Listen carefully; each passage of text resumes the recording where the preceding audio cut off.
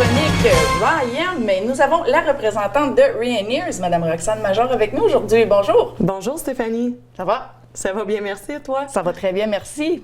Merci beaucoup à toi et ton équipe d'avoir accepté de faire une chronique au trimestre de Rayoniers.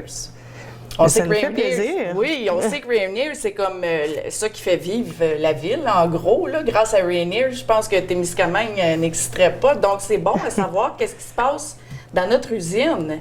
Donc, les sujets qu'on va discuter avec Roxane aujourd'hui sont le shutdown qui s'en vient, le recrutement, la fondation Ryan, le programme de bourse Ryan et les étudiants coop chez Ryan. On a beaucoup à couvrir aujourd'hui. On a pas mal hein, pour une première émission. Donc, Roxane, parle-nous du shutdown qui s'en vient. Les dates seront? Les dates seront du 27 octobre au 7 novembre. Donc, ça va débuter dans environ 3 semaines. Ah oui, puis on va avoir une grosse achalandage en ville aussi parce qu'il va y avoir combien de contracteurs? On s'attend là, à avoir actuellement entre 5 et 600 entrepreneurs qui vont venir là, pendant la période qui s'étend sur environ 2 semaines. Parfait. Roxane, est-ce que tu peux m'expliquer c'est quoi un shutdown? Oui, bien, l'arrêt annuel du complexe, c'est notre plus gros arrêt d'entretien. Donc, il y en a différents petits en cours d'année. L'arrêt annuel qui va débuter dans quelques semaines maintenant, c'est l'arrêt de toutes les lignes d'opération en même temps, toutes les machines, qui nous permet de faire de l'entretien sur les machines, des réparations ou encore parfois certains projets d'amélioration. Dans le fond, c'est un moment dans l'année où est-ce qu'on fait des investissements significatifs dans l'usine pour, bien sûr, nous permettre après ça de repartir puis d'opérer de façon sécuritaire, puis aussi avec le plus de stabilité possible jusqu'au prochain arrêt. Puis essentiellement, c'est pour assurer la durabilité de nos opérations. Donc, c'est critique cette période-là pour l'usine. Combien d'investissements vous faites par shutdown? Ça se chiffre dans les plusieurs millions de dollars. Wow! C'est quand même un bon chiffre, hein? C'est... Wow! C'est un bon chiffre. Oui, puis ça reflète, dans le fond, l'engagement de Ryan là, à la longévité de l'usine puis de l'opération à Témiscamingue. Et puis pour les mesures sanitaires, pour ces 5 à 6 ans entrepreneurs-là, comment est-ce que ça va fonctionner? Au niveau des mesures sanitaires, c'est sûr que, au niveau de Ryan, on prend à cœur la santé dans ce cas-ci. De nos employés, puis aussi des gens de la communauté. On comprend évidemment que c'est peut-être un petit peu inquiétant pour certains de voir un achalandage aussi élevé. On a des mesures en place qui sont quand même assez rigoureuses pour s'assurer là, de vraiment limiter les risques de propagation de la COVID-19. Donc, chacun des entrepreneurs qui vont venir sur le site doivent signer, s'engager envers un code de conduite là, qui est élaboré spécifiquement pour l'arrêt d'entretien. On fait de la vérification journalière de symptômes et aussi prise de température. OK. À tous les matins. Là, à tous les employeurs, à tous les contracteurs. Oui, à tous les employés contracteurs qui se présentent sur le site. Donc, si un matin, il y en a 250 qui arrivent, bien, on fait 250 vérifications de symptômes, 250 prises de température. Puis, à l'intérieur des lieux de l'usine, il y a plusieurs mesures là, qui sont mises en place afin de limiter autant que possible les contacts entre nos employés locaux puis les entrepreneurs là, qui viennent de l'extérieur. Exact. Tout à fait. Donc, c'est mieux de prévenir que de guérir. Effectivement. Surtout avec une grosse achalandage comme ça, les gens viennent de partout au Québec, en Ontario. Oui. Contracteurs ontariens aussi. Donc, aussi. C'est mieux d'avoir des stations pour se désinfecter les mains un peu partout, les prises de température. Ça aussi, vous aviez fait ça au dernier shutdown, je crois. Oui, bien, ça fait maintenant partie de nos protocoles là, depuis qu'on fait des arrêts d'entretien dans l'ère de la pandémie. Oui. D'accord. Prochain sujet, Roxane. Le recrutement. Oui, le recrutement. Écoutez, on met beaucoup d'énergie au niveau du recrutement sur le site de Témiscamingue au cours des dernières années, des 2-3 dernières années là, plus particulièrement. On a embauché, je vous dirais, cette année, excluant là, nos étudiants d'été, tout près de 70 employés à Témiscamingue seul, donc excluant les rôles corporatifs. Puis, on est encore en recrutement actuellement pour une trentaine de postes, autant des postes professionnels, par exemple, des postes d'ingénieurs, des postes de superviseurs, de corps, etc., des métiers. Presque tous les corps de métiers là, pour lesquels on recrute, autant par exemple des tuyauteurs, des mécaniciens, électriciens, électriciennes, puis évidemment aussi des journaliers, donc des gens pour travailler, comme on dit, sur la production. OK. Donc, une grosse possibilité d'emploi. Oui, absolument. Puis tous nos postes sont affichés sur notre site web, ryoneeram.com, dans l'onglet carrière. Donc, pour tous ceux et celles là, qui sont intéressés d'aller y jeter un coup d'œil. Je suis certaine qu'on peut même mettre votre site web dans les commentaires du post de cette émission. Donc, ça peut faciliter la vie à quelques personnes. Allez-y, appliquez. Absolument. Absolument. Donc, le recrutement, on a-tu fait le tour, Roxane?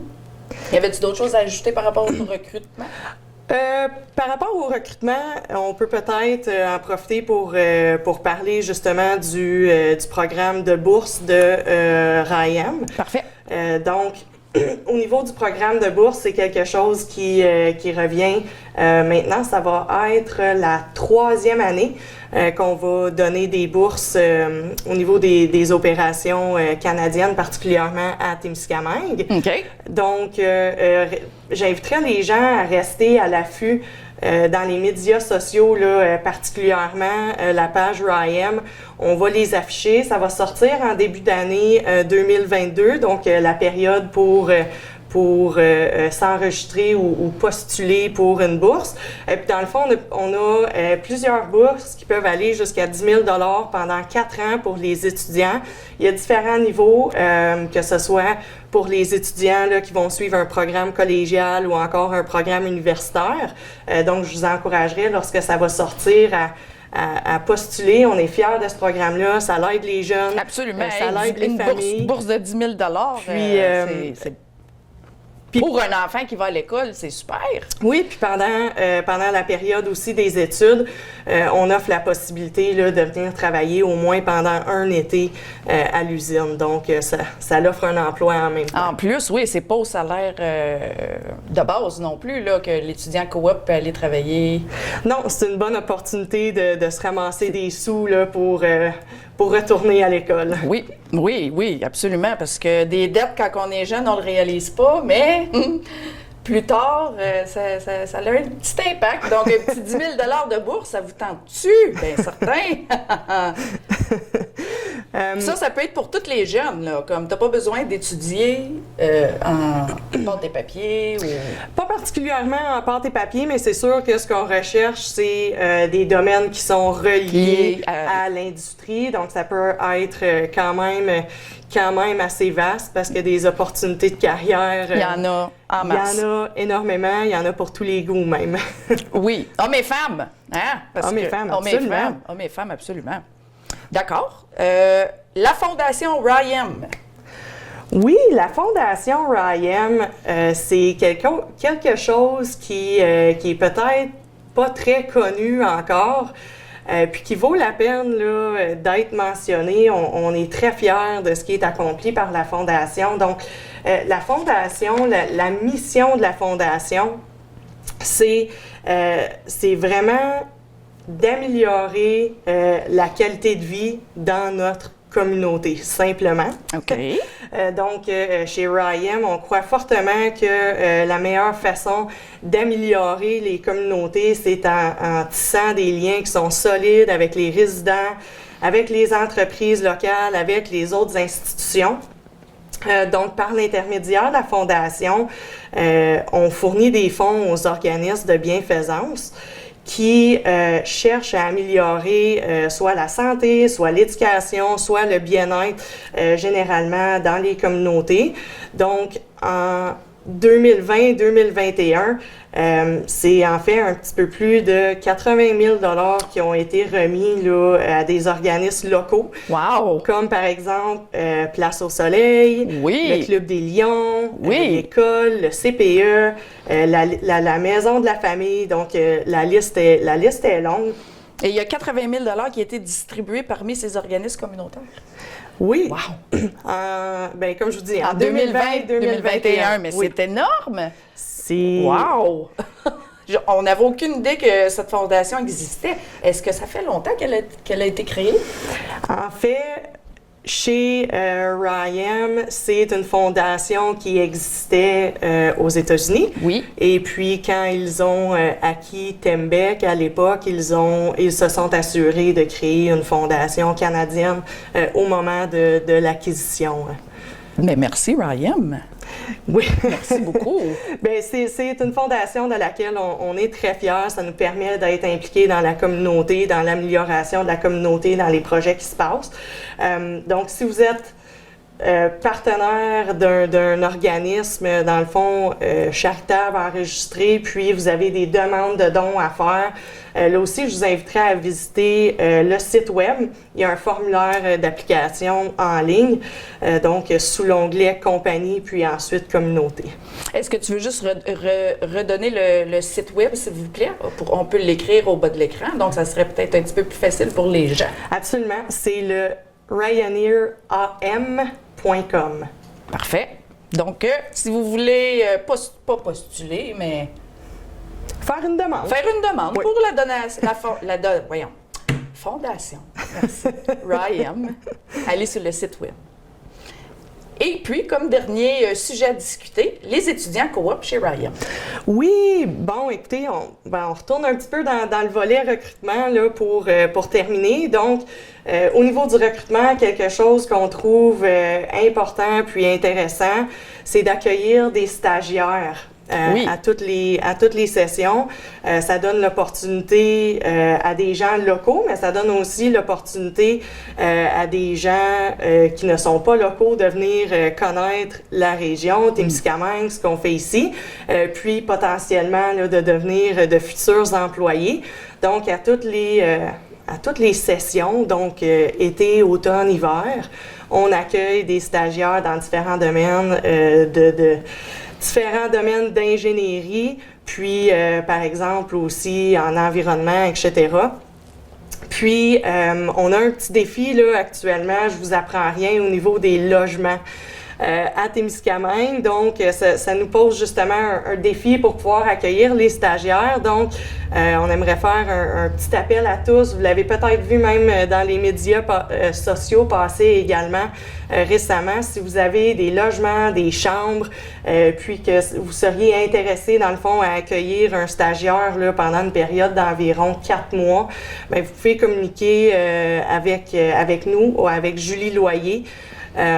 Et puis, donnez votre nom parce qu'on cherche là, on cherche actuellement comment on va pouvoir héberger nos étudiants là, qui vont se joindre à nous au mois de janvier. Et comment qu'on peut joindre Mme Julie Loyer? Mme Julie Loyer peut être jointe par téléphone au 819-627-4848. Parfait. Donc, on a besoin de votre aide. On a besoin des lits, des chambres, des endroits pour héberger les étudiants coop pour une période d'à peu près 4 mois. Absolument. Parfait. Donc, est-ce qu'on a fait le tour, Mme Roxane? Je crois bien que oui, Stéphanie. Merci beaucoup, Roxane, d'avoir pris le temps de venir représenter RYM ici en studio. On va se revoir dans à peu près 3 mois. Absolument. Merci beaucoup de m'avoir accueillie. Merci beaucoup.